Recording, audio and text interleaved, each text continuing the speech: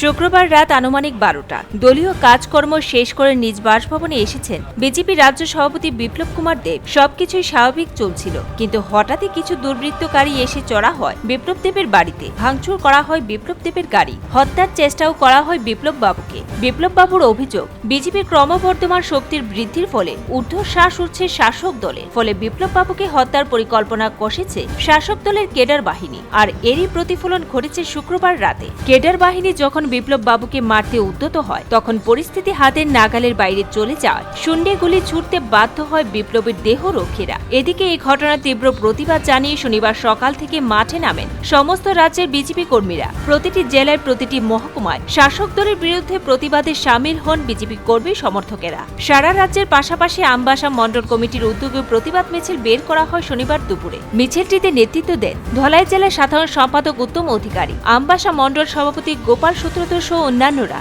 এদিনের মিছিল থেকে বাম সরকারের বিরুদ্ধে তীব্র প্রতিবাদ গড়ে তোলার আহ্বান জানান বিজেপি নেতৃত্বরা।